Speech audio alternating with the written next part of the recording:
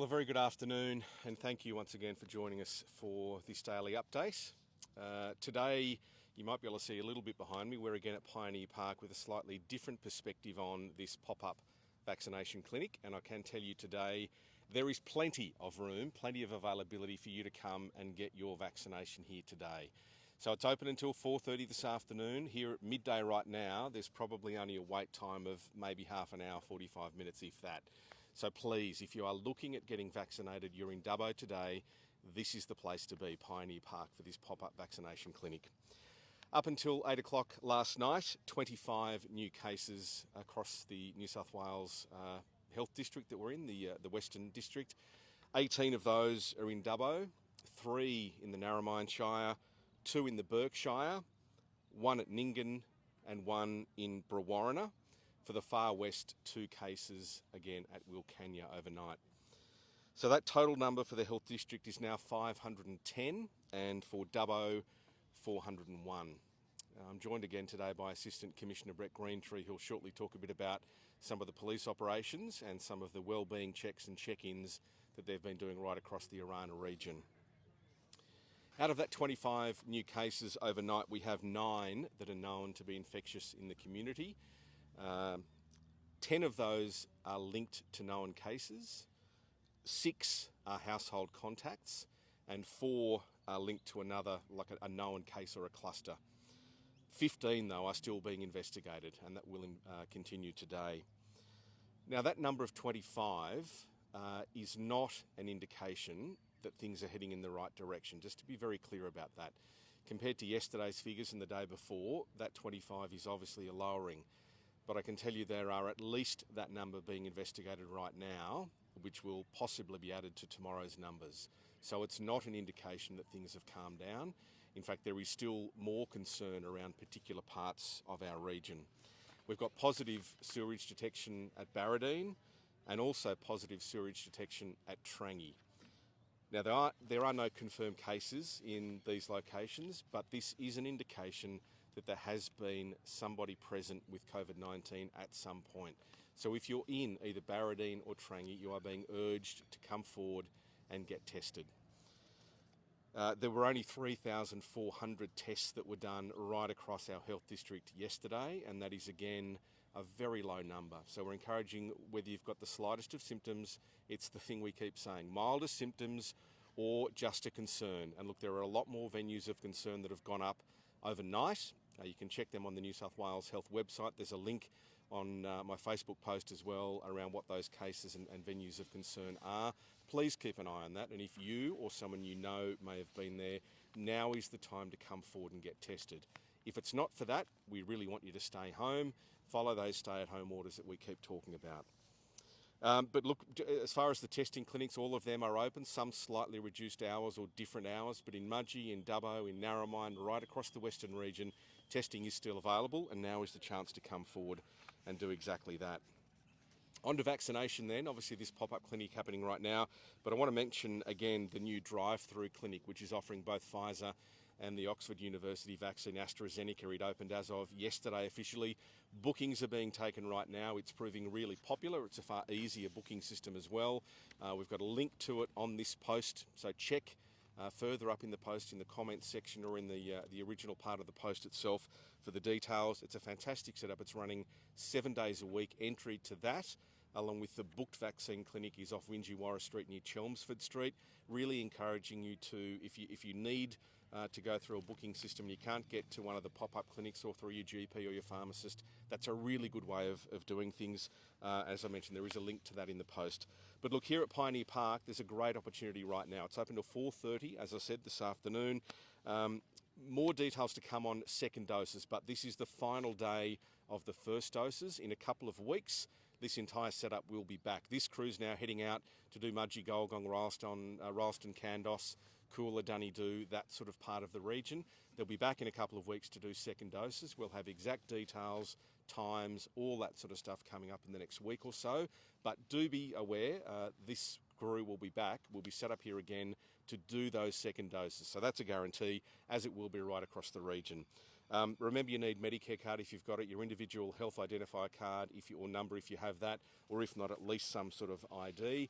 And the team, again, out and about again today right across the region. So Brewarrina happening again today, Forbes also happening again today. All of the details for towns and clinics starting tomorrow and through next week up and available on the website. So again, we've put a link on this post so you can see exactly where those clinics will be and when. Includes places like Galar and Garawin starting from tomorrow.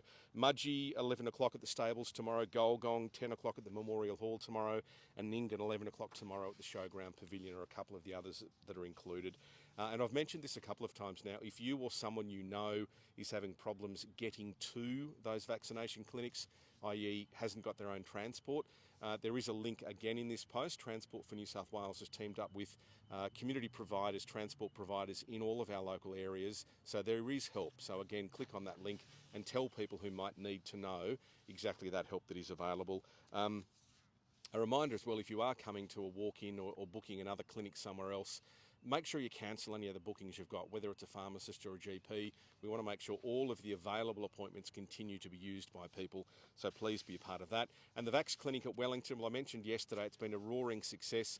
That phone line will open again tomorrow morning for more bookings, but they've done 828 vaccinations last week, both Pfizer and AstraZeneca, opening again tomorrow. The number to call to book, it is a booking-only clinic, 6845 5423, and more details again on this post. That's Monday to Friday, 10 till 4 for everyone around Wellington. And you can still do the bookings through the actual booking clinic as well, which is now running out of the Woolpack Pavilion. It's working fantastically well too. Again, the entry to that off Chelmsford, near the Chelmsford Street intersection at Wingy-Warra Street. Bookings only though, that's through the eligibility checker, or you can call the 1-800 number, 1800 571 155. GPs are taking more bookings, as are pharmacists, so get involved. Now's the chance to get vaccinated. Again, there is a lot of information here. I've mentioned the fact that we've got links to all sorts of different things in this post. I'd really encourage you to read back through the post, not just listen to the audio. Go back through the post, look at the comments, find those links to what you might need. And if there are any other questions, obviously we're always here to try and help. I'll hand over to Assistant Commissioner Greentree now to talk about some of the policing activity. Thank you, Dougal. Good afternoon, everybody. Just a policing update. As I said every day, this stay-at-home operation is at the forefront of every police officer's mind, and our duties are focused on ensuring that we do what we can to restrict any travel right throughout the Western region. Overnight, we had about 118 infringements issued. That is slightly up in the 24 hours. Across the board, the Arana Police District had about 40. Exact numbers for Dubbo is a slight increase. I haven't got the exact numbers, sorry, but 40 across the footprint of the Arana region. So it was pleasing to see that the numbers are not escalating greatly, but 40 is still too many. The other was 28, I think, around the New England area. But as I said, in line with our tasks, we really are focusing on those areas right across the region where we think sewage and those type of indicators are about. Some notable arrests. There was a 45-year-old man in Burke arrested last night who has been bail refused for failing to comply with the health order. That was after 2 infringements and a court attendance notice prior. So that was on the 4th occasion, so that person will face the court. The other one is of note is a 21-year-old female, again in Bathurst, who was charged with failing to comply with the health orders. And the other one was in Dunedoo, where 4 young people and the driver of that car is allegedly driving with alcohol in his system, but all those 4 occupants were issued with a very hefty fine of $5,000, and their excuse was that they were bored at it and went to Dunedoo. So again, I understand, I get the frustration, the boredom, but this is something we are all struggling with as we continue to try and move forward and progress where we can so we can move out of lockdown. But we really need people, and I know we say it all the time, to stay at home, comply with those orders, save your money. I'm sure there was, $5,000 could be better spent elsewhere than on infringement notices. But people need to be warned. The police are out and about. I said a couple of days ago, we're still receiving a lot of calls in Crime Stoppers where the community are ringing up and letting us know what people are doing. So we're following each and every call up, and people need to be aware of that. From an emergency management perspective, a lot of work is going on there. I held a meeting with all the local emergency controllers this morning. A very pleasing result is over 250 wellbeing and check-in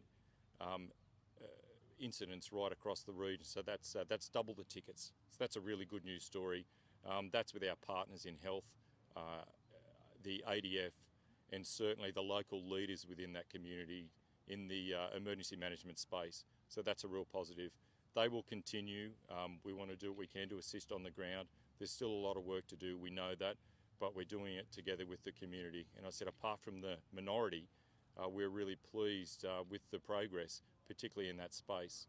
I'll finish with saying thank you to the community that are doing the right thing. It is appreciated. Policing does not just involve the COVID operation, as we know. I said it's a focus, but we still have our day-to-day duties and issues and problems within every community which we're trying to attend to as well. So all I ask is everybody, please help us to help you comply with the orders, and the sooner we do that, the sooner we hope to return to some sort of normality. Thank you.